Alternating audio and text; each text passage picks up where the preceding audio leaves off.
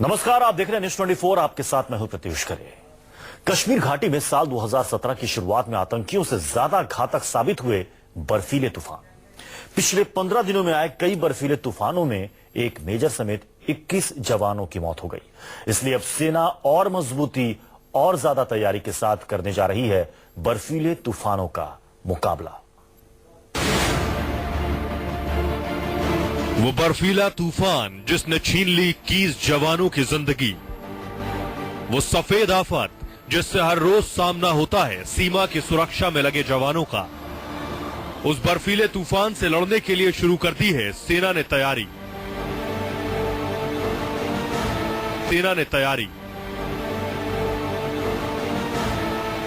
कश्मीर घाटी में अभी भी बर्फीले तूफान आने की आशंका बनी हुई है। मौसम वैज्ञानिकों ने नई चेतावनी जारी करते हुए कहा है कि घाटी के गुलमर्ग, गुरेज, बारामूला और कुपवाड़ा में अगले 48 घंटों में बर्फीला तूफान आने की आशंका है। यही वो इलाका है जहां एलओसी मौजूद है। यहां जितना बड़ा तूफान आ जाए, सेना के जवान हमेशा डटे रहते हैं। इसी सफेद आफत का मुकाबला करने के लिए सेना के जवानों ने कमर कस ली है। जवानों की ट्रेनिंग देखने के लिए हमारे संवाददाता आसिफ सोहाफ पहुंचे गुलमर्ग।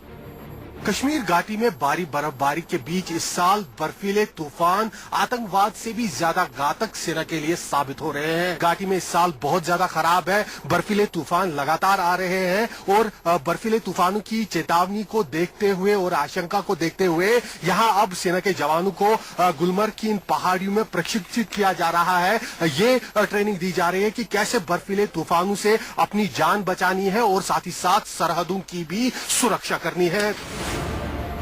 साल की शुरुआत ही हुई थी और आतंकियों से ज्यादा नुकसान इस बर्फीले तूफान ने पहुंचा दिया। 21 जवानों ने बर्फीले तूफान में अपनी जान गंवा दी। अब भी ऐसे तूफानों का खतरा बना हुआ है। इसलिए गुलमर्ग के हाई एल्टीट्यूड वारफेयर स्कूल में सेना के हजारों जवानों को इस बर्फीले तूफान का मुकाबला करने की ट्रेनिंग दी जा रही है। ये ट्रेनिंग करते हैं किस तरीके से हम अपने आप को, अपनी बॉडी को एक्लेमेटाइज करिए, किस तरीके से हम अपनी बॉडी को रखना है स्नोबाउंड एरिया में, किस तरीके से अगर हमारे पास खाने को नहीं है, रहने को नहीं है, तो हमें बर्फ में ही अपने सर्वाइव करना है, बर्फ के अंदर रहना, हमें अपने सेल्फ कंटेन राशन लेके चलना। हमें सबसे पहली चुनौती तो हमें यही रहती है स्नोबाउंड एरिया में सबसे पहले कहीं एवलांच ना आ जाए या कोई क्रेवास में हम लोग दब न जाए। तो इसी बात की हम ट्रेनिंग लेते हैं कि इस तरीके से हम अपने आप को एवलांच में रेस्क्यू करें, क्रेवास में रेस्क्यू करें। तो इसी बात की हम यहाँ पे ट्रेनिंग लेते हैं। ऐसे जब हम कठिन परिस्थितियों में ट्रेनिंग करते हैं तो इसमें अपने आप में हम ट्रेनिंग करते हैं। इससे इस ट्रेनिंग कैंप में जवानों को सिखाया जा रहा है कि अगर वो बर्फीले तूफान में फंस गए तो कैसे मदद पहुंचने तक वो खुद को बचा सकते हैं, कैसे बर्फ के पहाड़ से खुद को बचा सकते हैं। जवानों को यह भी ट्रेनिंग दी जा रही है कि किसी घायल साथी की मदद करने के लिए क्या करना होगा।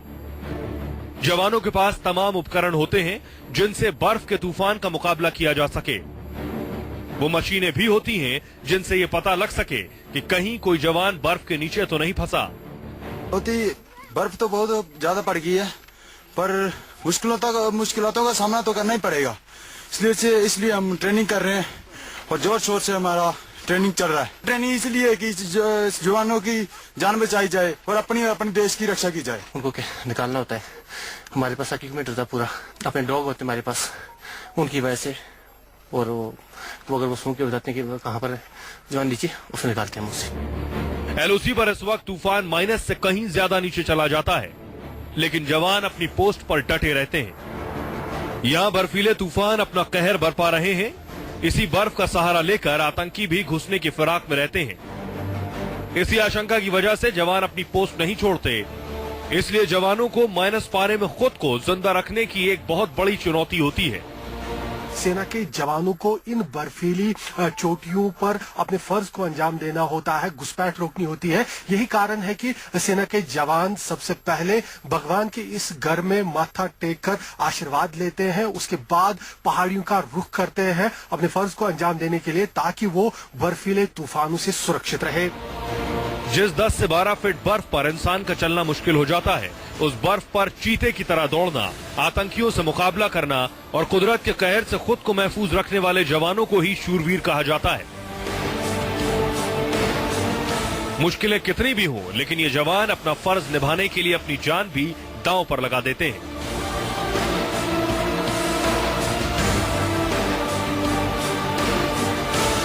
10 से 20 फीट बर्फ में जहां हमारा चलना भी मुश्किल होता है, ऐसे हालात में ये सेना के जवान स्कीइंग द्वारा सरहदों की सुरक्षा करते हैं, पेट्रोलिंग करते हैं और साथ ही साथ ये लोग हमेशा तैयार रहते हैं कि अगर बर्फीले इलाकों में बर्फ के तूफान आते हैं तो उस समय ये लोग इसी तरह से स्कीइंग करते हुए पहले वहां वारदात की जगह पर पहुंचते हैं, उसके बाद रेस्क्यू ऑपरेशन चलाते हैं। इनके पास हथियार से लेकर तमाम तरह के जो इक्विपमेंट है वो मौजूद रहते हैं जो इन्हें सरहद को सुरक्षित रखने और बर्फीले तूफानों के दौरान जवानों को रेस्क्यू करने में काम आते हैं। कैमरामैन मुशफिक हुसैन के साथ आसिफ साहब, गुलमर्ग, न्यूज़ 24। जब बात वतन की आती है तो फिर चाहे बर्फीला तूफान हो या सांसें जमा देने वाली ठंड, बर्फ बहादुरों के जज्बे के सामने कोई नहीं टिक सकता।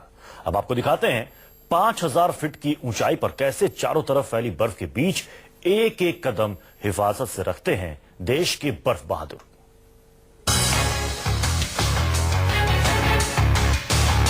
पांच 5000 फीट की ऊंचाई पर आखिर कैसे रहते हैं जवान और कैसे माइनस में तापमान पहुंचने पर देश की हिफाजत के लिए मोर्चे पर डटे रहते हैं, और जब बर्फीला तूफान आता है तो कैसे उस तूफान का मुकाबला करते हैं, ये जानने के लिए हम खुद उन बर्फ बहादुरों के बीच मौजूद थे जो दूर तक दिखती बर्फ की चादर पर एक एक पैर हिफाजत के साथ रखकर आगे बढ़े चले जा रहे थे।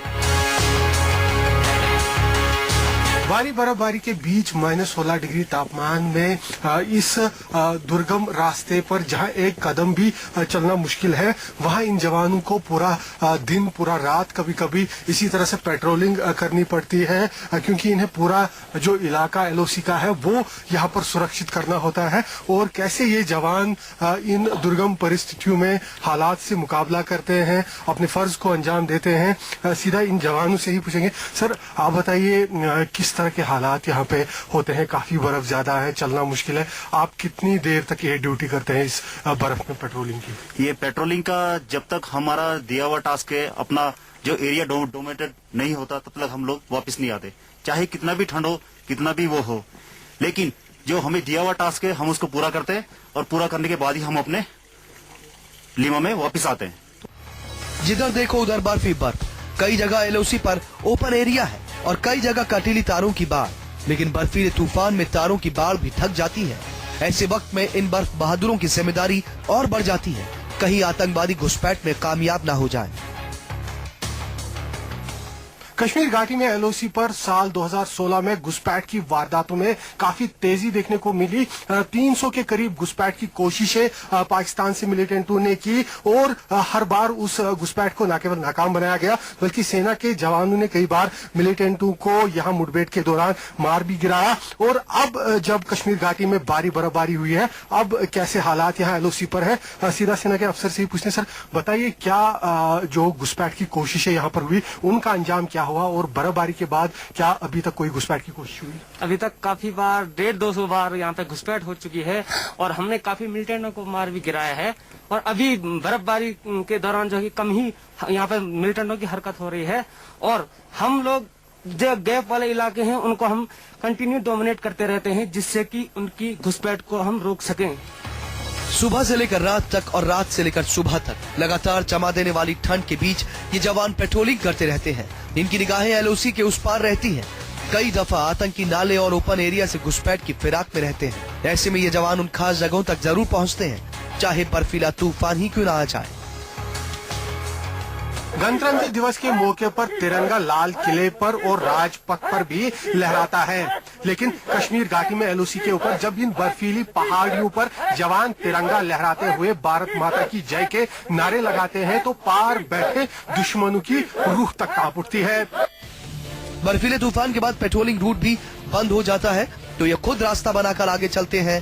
पूरी तरह से पैक होकर हाथों में गन लेकर आगे बढ़ते हैं। पीठ पर जरूरत का सामान होता है, अगर कहीं खराब मौसम की वजह से रुकना पड़ जाए तो परेशानी ना हो।